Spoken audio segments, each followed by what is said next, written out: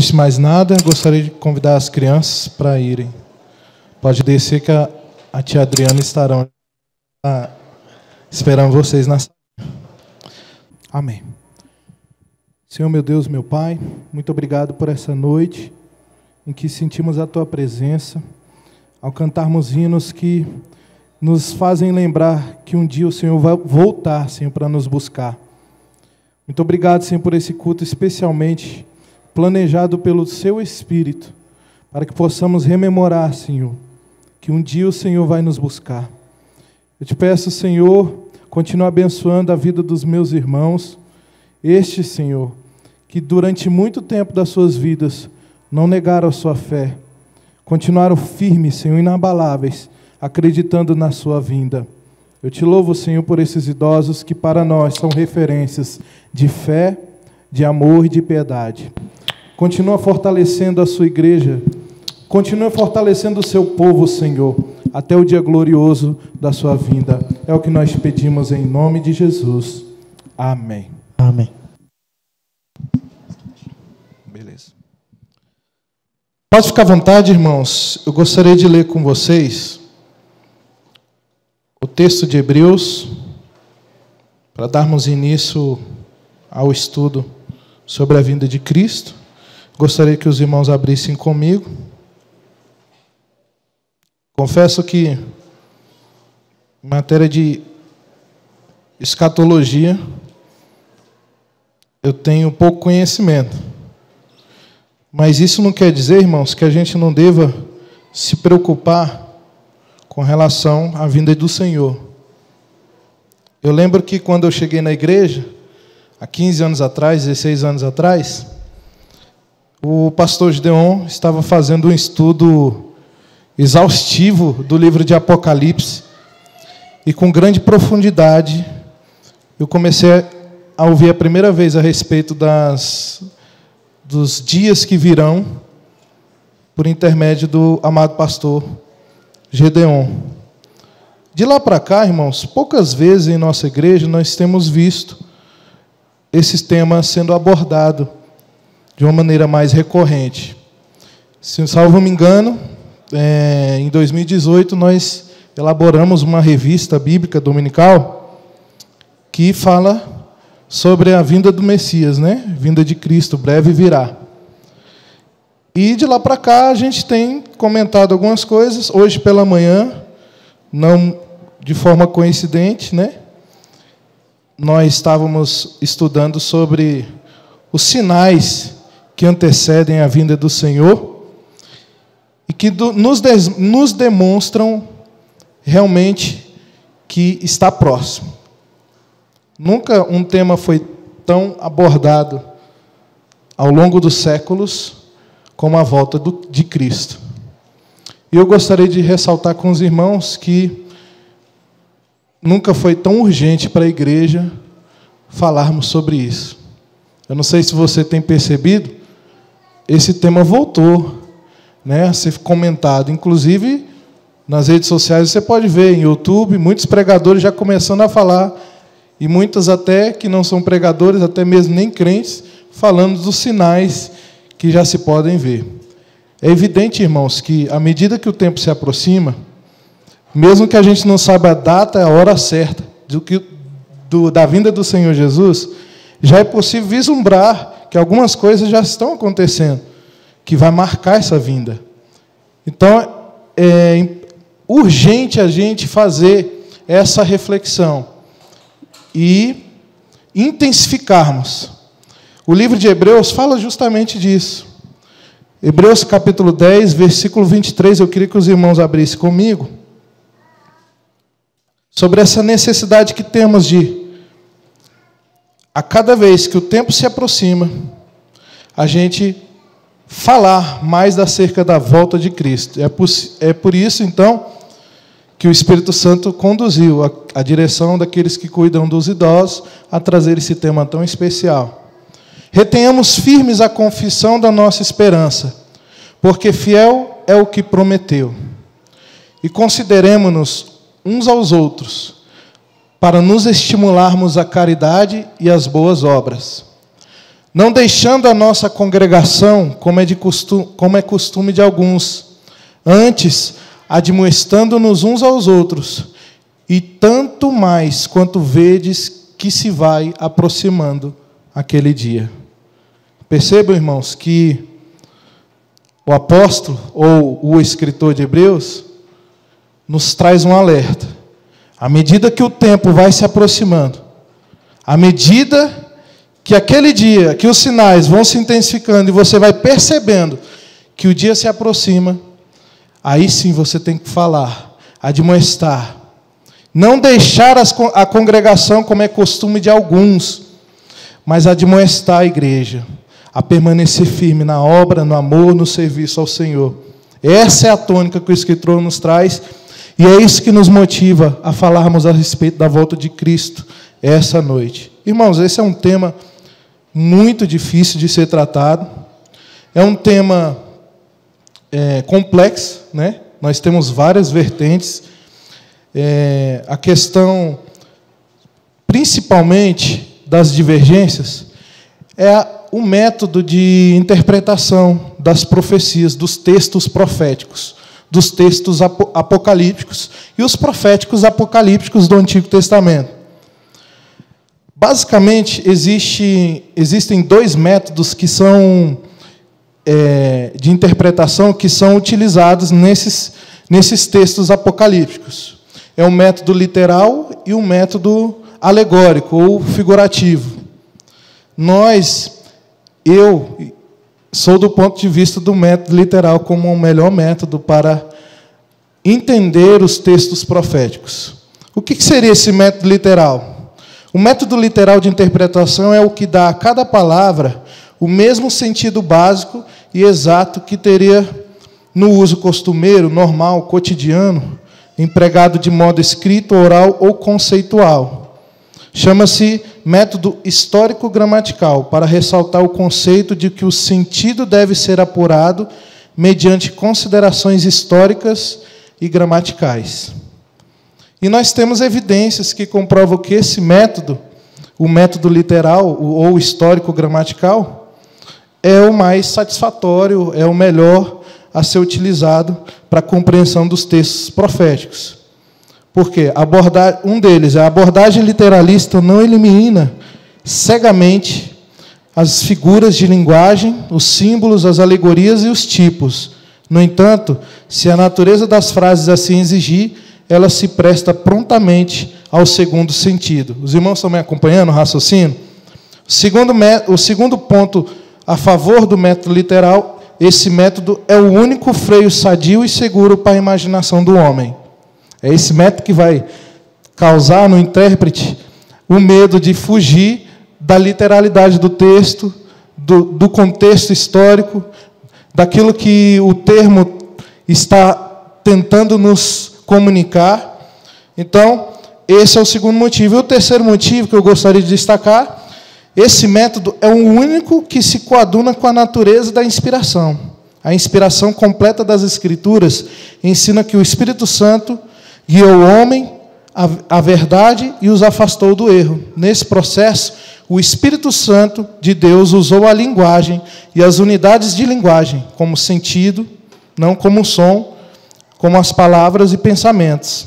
E é por isso que nós entendemos que a linguagem foi a melhor forma usada por Deus para comunicar suas verdades. E é por isso que não podemos desprezar o sentido da linguagem, o valor da linguagem.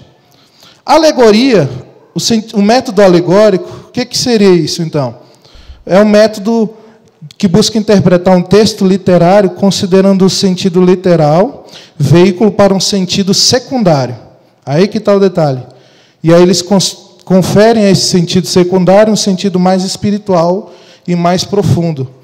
E um dos estudiosos desse assunto fala que, nesse método, o significado histórico é negado ou desprezado, e a tônica recai inteiramente no sentido secundário, de modo que a palavra ou os acontecimentos primeiros têm pouco ou nenhum significado. Então, basicamente, irmão, só para a gente reprisar aqui, existem dois métodos, E o método mais aceito, mais considerado, é o método literal e é o mais confiável, diga-se de passagem, e é o método que, até o momento, eu acredito ser o ideal. O que se origina desses métodos, dessa forma de interpretar? Origina-se 4 correntes de pensamento. Nós temos, então, os idealistas, os preteristas, os futuristas e os historicistas. Queria que você não ficasse assim com a cara assim de espanto. É muito termo técnico, mas, recapitulando, idealistas, preteristas, historicistas e os futuristas. Amém? Todos estão vivos? Amém, irmãos? Glória a Deus. Só para ver se os irmãos estão acompanhando. Amém? Idealismo, o que significa? É uma abordagem alegórica, é justamente originada desse método alegórico. O que ele faz? Ele olha para os textos proféticos e escatológicos, né, apocalípticos, e trazem imagens e fazem com que eles não aplicam raciocínio literal, eles fazem alegorias, eles trazem ideias. Por exemplo, como é que você vai identificar um pregador que é idealista? Se você vê numa pregação de um idealista no YouTube, ele vai falar sobre o milênio, por exemplo. Ele fala, olha, o milênio, nós entendemos que ele não é literal, é só uma ideia que o escritor quer trazer, nós estamos vivendo o milênio. Então, é basicamente isso. Ele é idealista, ele concebe os textos como uma ideia. Tranquilo, então, você já começa a perceber as grandes diferenças. Preterismo, o que é? Eles entendem que a grande maioria das profecias, ou até todas, cumpriram-se na destruição de Jerusalém. Nós sabemos que no ano 70 Jerusalém foi destruída, como estudamos hoje pela manhã, né? O general, não sei se é o imperador Tito, né? General, né, pastor? General Tito, por ordem do imperador Vespasiano, ordenou, né, o massacre que foi feito lá e destruiu a revolta dos judeus, destruiu Jerusalém e tudo mais. Então, os preteristas acreditam que todas as profecias apontavam para isso. E eles consideram que os profetas, por exemplo, aquilo que eles escreveram acerca do futuro, o futuro só aconteceu no período que o profeta estava vivo. Então, por exemplo, o Apocalipse, João escreveu por volta do ano 90, depois de Cristo, ele ainda estava vivo ali. Então, basicamente, todas as profecias ali se cumpriram com a morte. Depois da morte de João, tudo já tinha se cumprido. Então, essa é a visão do preterismo. O historicismo é um pouco diferente. Ele pega as profecias apocalípticas do Antigo Testamento e do Novo e procura encontrar a realização terrena, histórica, ao longo da história, e fica fazendo essa comparação. Olha, tal parte falou isso, e fica tentando procurar os eventos históricos que aconteceram para tentar encaixar dentro das profecias. Quem advoga, quem promove muito nos nossos dias essa visão, essa metodologia de ver os textos bíblicos, é o Adventismo do sétimo dia. E os futuristas, que somos nós, né? Eu, particularmente, sou dessa visão, que está baseado no cumprimento das profecias, tanto no futuro literal, físico, apocalíptico e global. Ou seja, aceita também o cumprimento histórico de algumas profecias. Mas existe a tal da dupla referência. Ou seja, a profecia, apesar de se cumprir num dado momento histórico, pode também se cumprir no futuro, né? Deus tem essa capacidade de declarar uma profecia, registrar uma profecia que se cumpra no momento próximo, histórico, e também no momento futuro. Então, é chamado de dupla referência. O futurista, ele tem essa visão de um cumprimento literal. Por exemplo, quando ele vai estudar sobre o milênio, ele acredita que os 1000 anos do reinado de Cristo vai existir realmente. Os irmãos estão acompanhando até aqui? Então, nós temos o futurismo, né, o idealismo, o historicismo e o preterismo. Essas visões vão orientar aquilo que vai ser desenvolvido na escatologia, né? partir de cada visão, nós teremos o estudo sobre os últimos dias, que cada visão vai seguir a corrente. Paulo é o pregador que mais nos apresenta sobre escatologia, né? Na verdade, escatologia, como nós entendemos, os últimos dias, é uma doutrina neotestamentária. Apesar do Antigo Testamento falar sobre a vinda de Cristo, como nós entendemos como um momento em que a igreja será arrebatada, só quem nos traz esse ensino é o apóstolo Paulo, depois, muito tempo depois, a revelação de João em Apocalipse. Então, Paulo é considerado o pregador dos últimos dias. A respeito disso, irmão, só para você entender, o apóstolo Paulo ele tem um ministério um tanto quanto peculiar, né? O próprio Jesus, ele fala que, lá no livro de Atos, no versículo 27, ele fala bem assim, que quando Jesus separou Paulo, ele iria trazer revelações, manifestações da própria parte de Jesus a respeito do ministério de Paulo. Jesus faz a declaração que ele iria se revelar, se manifestar a Paulo pessoalmente. Então, não é à toa que o apóstolo Paulo escreve, né, quase todo o Novo Testamento. E é o apóstolo Paulo que mais fala acerca da vinda de Cristo e do arrebatamento. Porque, irmãos, nós precisamos fazer uma distinção. Nós precisamos entender a volta de Cristo como um momento em que Jesus vai arrebatar a sua igreja. Um momento em que Cristo vai retirar a sua igreja da face da terra. E é sobre isso que o apóstolo Paulo prega. Eu queria abrir com os irmãos em 1 Tessalonicenses, capítulo 1, versículo 9. Não sei se os irmãos entendem que, por conta dessas correntes, existem aqueles que advogam que a igreja vai passar pela grande tribulação, aqueles que advogam que a igreja vai ser arrebatada durante a tribulação, no meio da tribulação, e aqueles que advogam que a igreja não vai passar pela tribulação. Nós, os futuristas, somos desses que acreditamos que a igreja não irá passar pela tribulação. Por quê, irmãos? Porque o apóstolo Paulo fala que nós seremos salvos da ira. E eu quero que vocês entendam comigo o que significa esse termo. Significa isso, salvos da ira.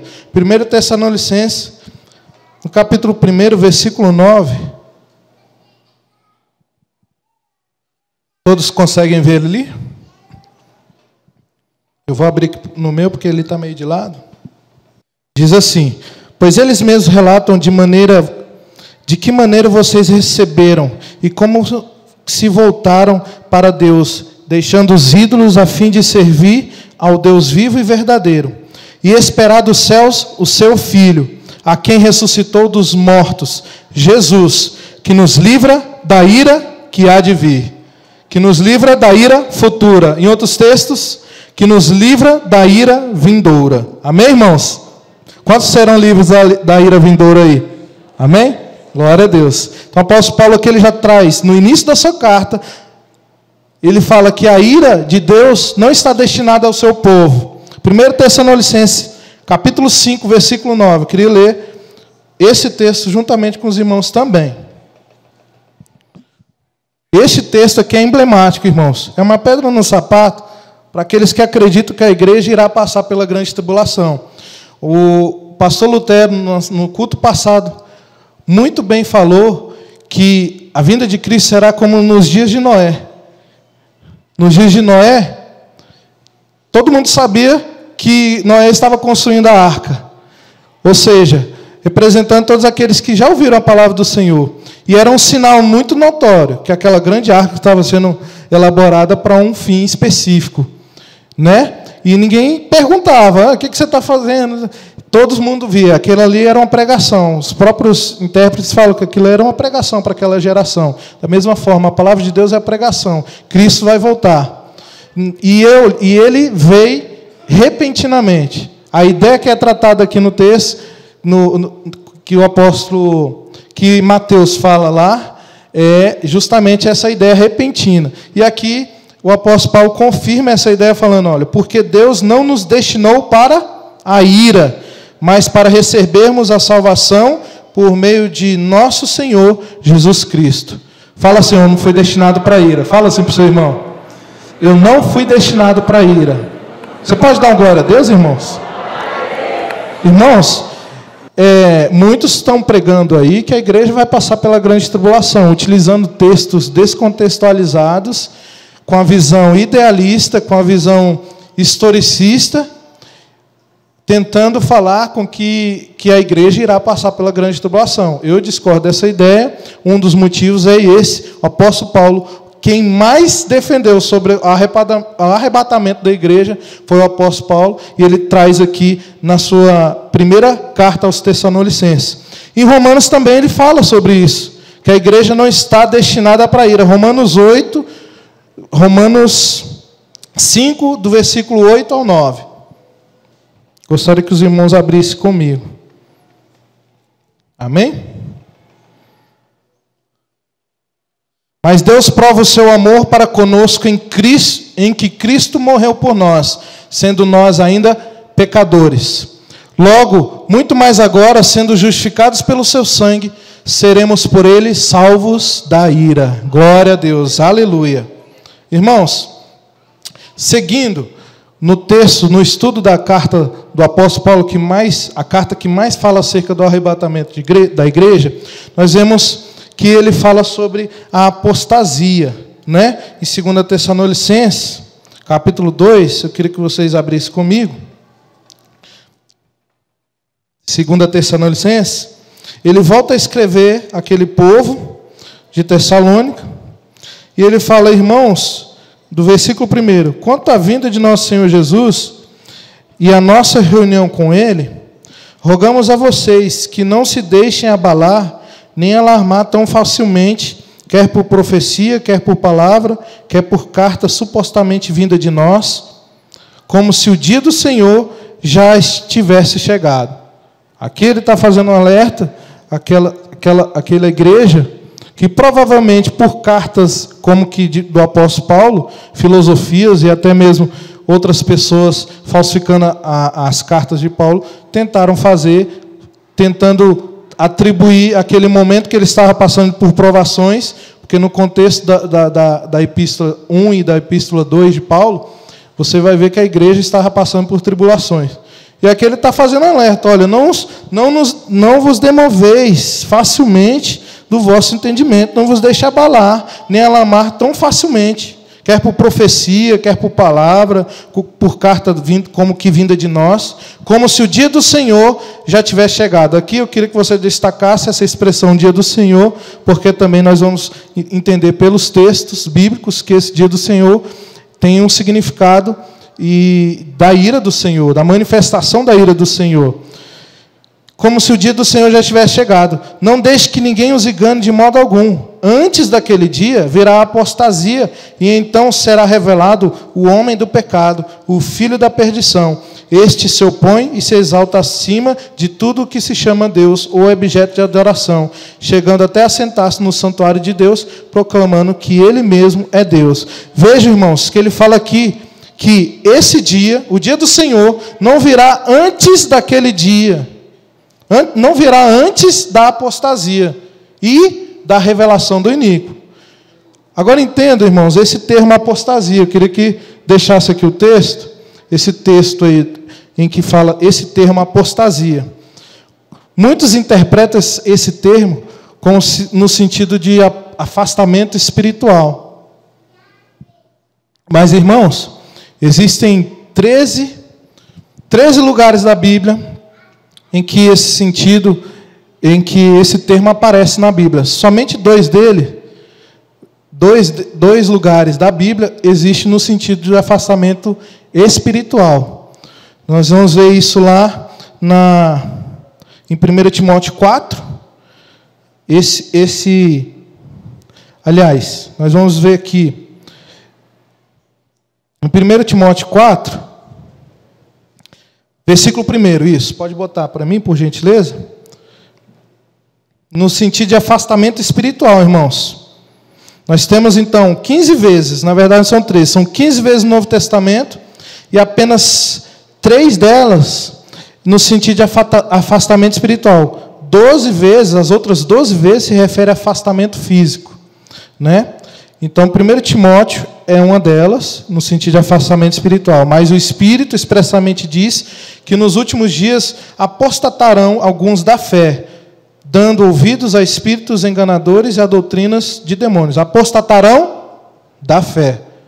Então, até isso o termo é utilizado com outro termo. Apostatarão da fé, ou seja, afastarão da fé. E em Lucas 8, versículo 13, diz... Os irmãos podem abrir. Lucas 8, 13. E os que estão sobre pedra, estes são os que, ouvindo a palavra, a recebem com alegria, mas como não têm raiz, apenas creem por algum tempo, e no devido tempo, no tempo da tentação, se desviam. O termo que se desviam é apostata. É o mesmo termo que é utilizado lá no livro de Tessalonicenses. 12, diz: Vede, irmãos, que nunca haja em qualquer de vós um coração mau e infiel, para se apartar do Deus vivo. O termo aqui também é utilizado no sentido de afastamento espiritual. O mesmo termo utilizado lá, mas no sentido de afastamento espiritual. Agora, nos outros textos, que eu vou citar alguns, vou citar os 12, mas vou citar alguns, é no sentido de afastamento físico. Veja alguns exemplos. Lucas 2, 37. Se não der para acompanhar aqui, ele vai se virando. Eu quero que vocês prestem atenção nessas referências. Amém? Lucas 2, 37. E era viúva de quase 84 anos e não se afastava do templo, servindo a Deus em jejuns e oração de noite e de dia. O termo aqui é apostate. É o mesmo termo utilizado lá em 1 Tessalonicenses. Atos capítulo 15, versículo 38. Mas a Paulo parecia razoável que não tomasse consigo aquele que desde a Panfilha se tinha apartado deles e não os acompanhou naquela obra. Então aqui, claramente, nós vemos em Atos 15, ele utilizando o termo no sentido de afastamento físico. Apartaram deles. Lucas 4, 13. E acabando o diabo toda a tentação, ausentou-se dele por algum tempo. É traduzido corretamente para dar a ideia de afastamento físico. Ausentou-se, o mesmo termo apostasia. Atos 19, 9. Mas como alguns deles se endureceram e não obedeceram, falando mal do caminho perante a multidão, caminho era o nome utilizado para o cristianismo que hoje nós conhecemos, amém? Retirou-se deles e separou-se os discípulos, disputando todos os dias na escola de um certo tirano. Então o termo aqui também é utilizado no sentido de retirar-se, de afastar-se fisicamente. E por último, irmãos, 2 Coríntios 12, versículo 8. Acerca do qual 3 vezes orei ao Senhor para que se desviasse de mim, se afastasse de mim. Está aqui sim, no sentido de afastamento, de distanciamento. Ele está falando aqui acerca do momento em que o apóstolo Paulo orou pedindo para que Satanás, que esbofeteava ele, né, se afastasse dele, e o Senhor fala: minha graça te basta, né? Então, esses textos aqui, irmãos, são utilizados como prova de que o termo apostasia tem significado de afastamento físico, não somente afastamento espiritual. Além disso, irmãos, lá em Mateus 19, vamos correr aqui que temos muita coisa para falar. Versículo 7, no contexto de separação conjugal, o termo também é utilizado. Apostásia, o termo utilizado lá, mas é traduzido como divórcio. Para dar aquela ideia de afastamento físico, ele utilizou o mesmo termo, apostásia, para dar essa ideia, mas é traduzido como divórcio. Amém?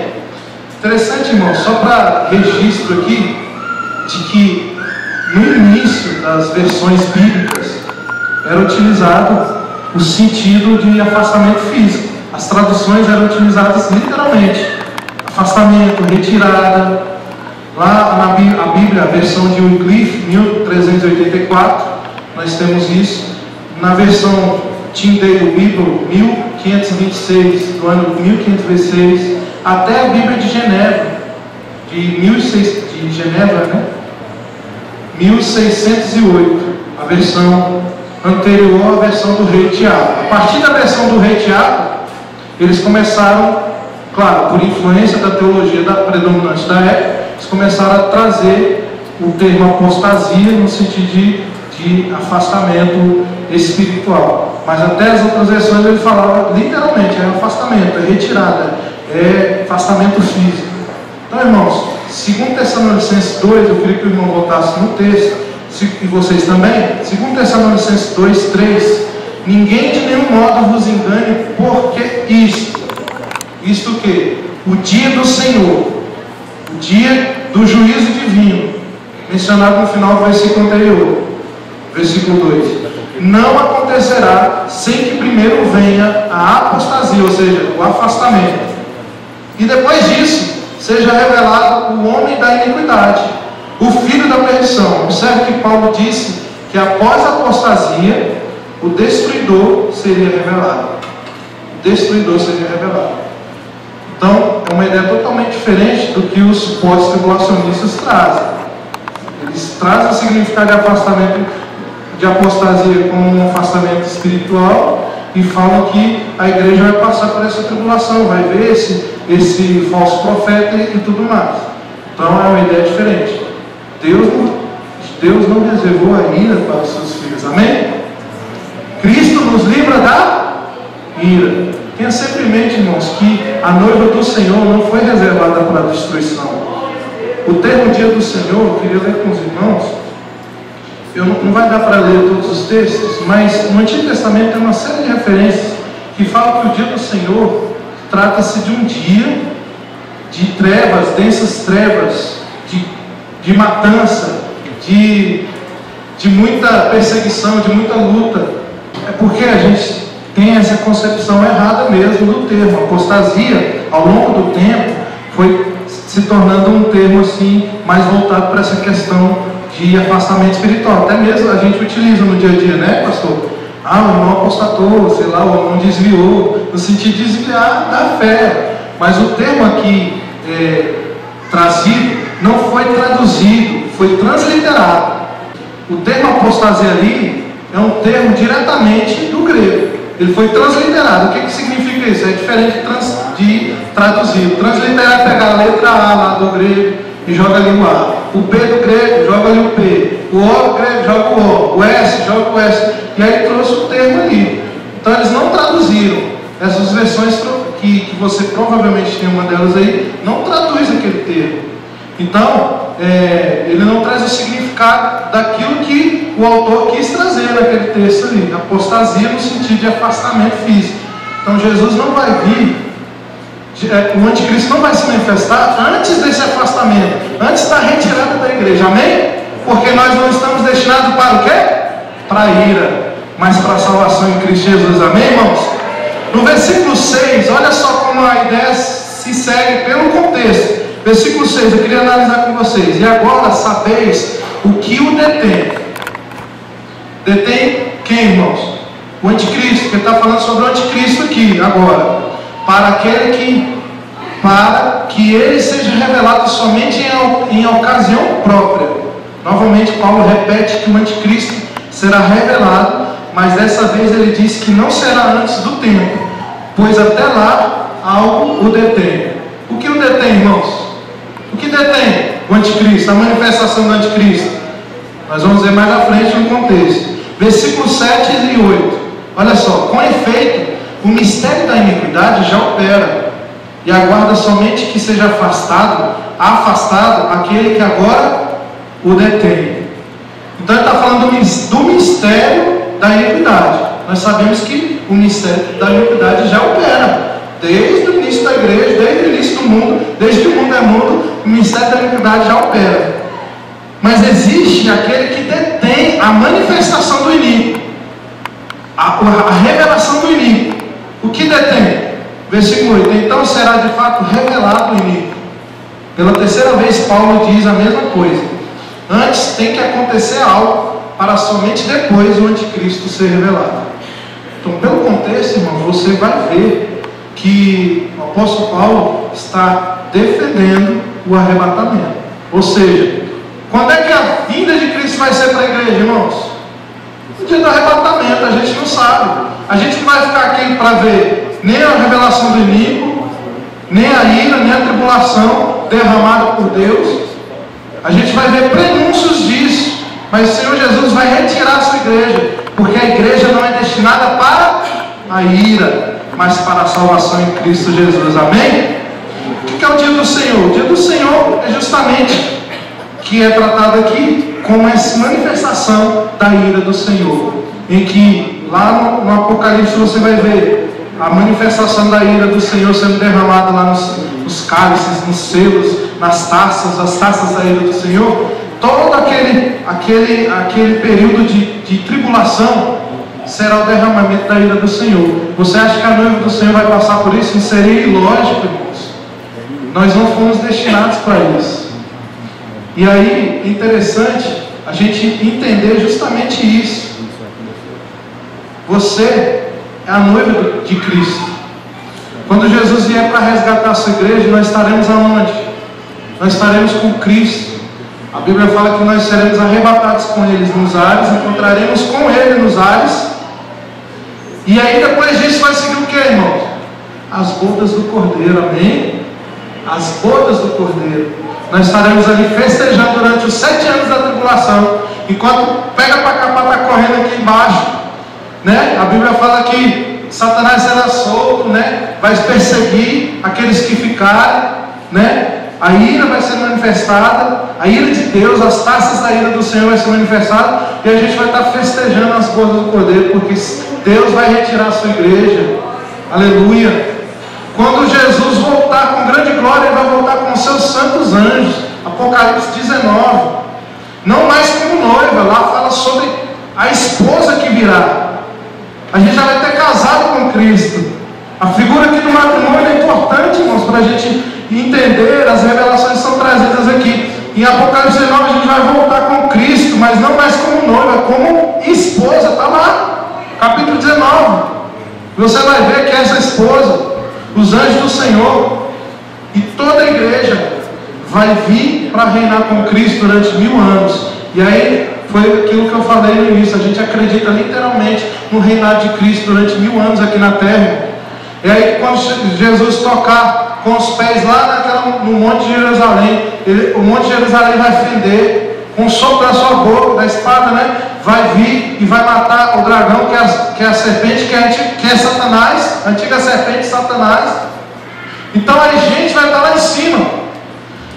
E aqueles que ficaram na tribulação, irmãos, aqueles, nós falamos aqui, a ira vai ser derramada para um povo específico, para os judeus, e também para aqueles que não obedeceram a voz do Senhor, que não creram. Mas para a igreja, seria ilógico, irmãos, a gente passar por uma grande tribulação. Nos 45 minutos do segundo tempo, Jesus vai lá, tira a gente daquele sofrimento, né?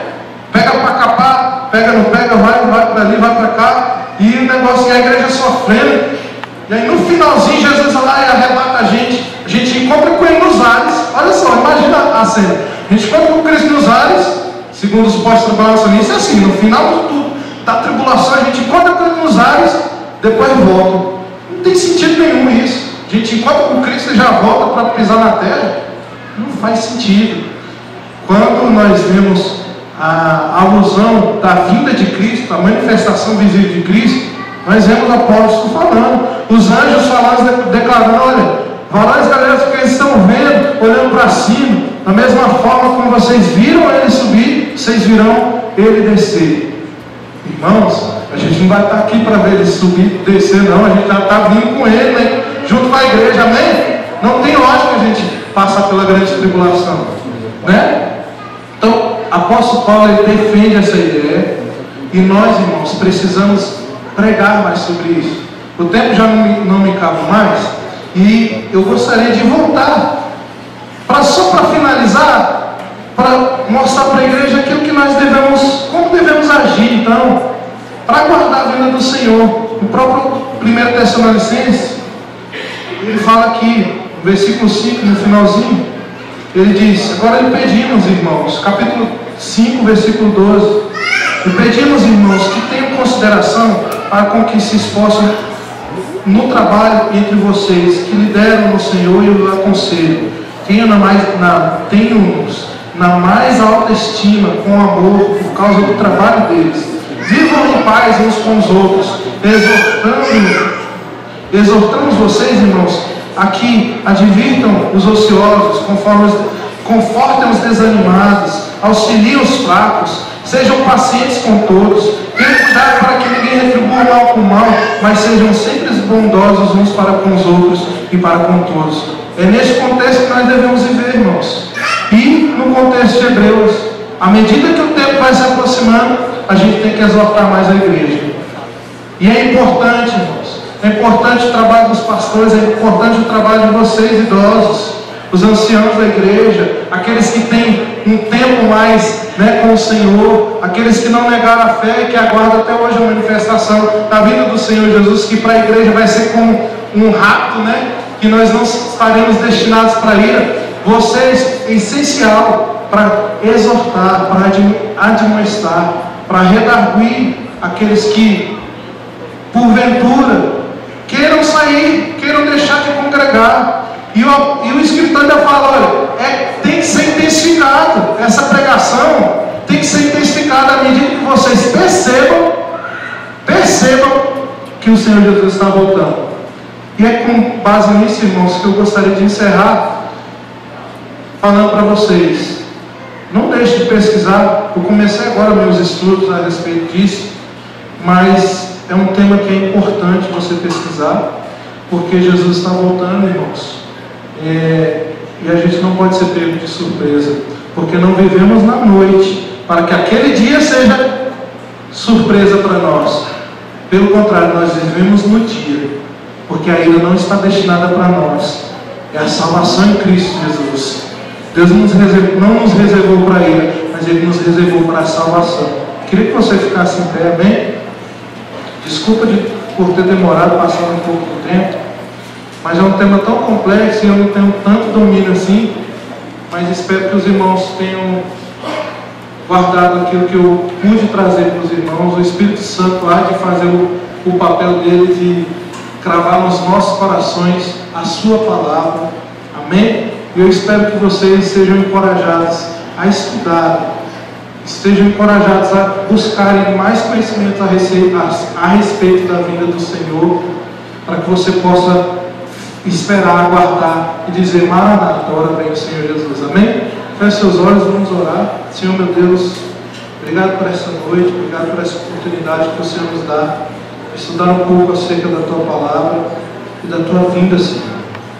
Que para a Tua igreja será, Senhor, em um abrir e piscar de olhos, e o Senhor se manifestará a cada um de nós, e nós nos encontraremos contigo nos ares, e o Senhor nos levará, Senhor, para a sua festa, as bodas do Cordeiro, e seremos, Senhor, abençoados pelo Senhor, estaremos casando contigo, Pai, como agora a esposa, voltaremos, Pai, para reinar na sua vinda, Senhor, visível, manifestando a sua glória, para todos, Senhor, se prostrarem diante de Ti, oh Pai, reconhecendo que o Senhor é Deus, aleluia. Nós somos parte desse povo que não vai ficar aqui, Senhor, para ver as coisas acontecendo, para ver a manifestação do Anticristo, não, Pai. Nós somos aqueles reservados para desfrutar da Tua glória. Nós Te louvamos. Conserve, Senhor, isso em nosso coração. Aqueles, Senhor, que por algum motivo se afastaram, Pai. Oh, Pai, deixaram de congregar. Pai, não é momento de se afastar. Não é momento de se afastar da Tua casa, da Tua presença, Pai. Nos ajuda a admoestá-los, nos ajuda a exortá-los, a animá-los, a consolar aqueles que estão abatidos, aqueles que estão desanimados, a fortalecer aqueles que estão fracos. Nos ajuda, enquanto igreja, a abençoar aqueles que se desanimam, Senhor, que caem pelo meio do caminho, porque os dias, Senhor, estão próximos, os sinais já se podem ver, Pai, e nós estamos aqui para realizar a Tua obra. Então nos ajuda, Pai. Nós pedimos uma bênção especial sobre a vida desses idosos. Nós, Senhor, pedimos que o Senhor fortaleça a vida deles, para que eles continuem abençoando a sua casa, os seus filhos, os seus netos, Senhor, ensinando a eles que não percam a fé, mas aguarde a vida do Senhor Jesus Cristo. Nós te pedimos isso, Senhor, e te agradecemos em nome de Jesus. Você pode dizer amém? Amém. Eu agradeço a oportunidade, os irmãos podem sentar. Vamos ter a continuidade aqui.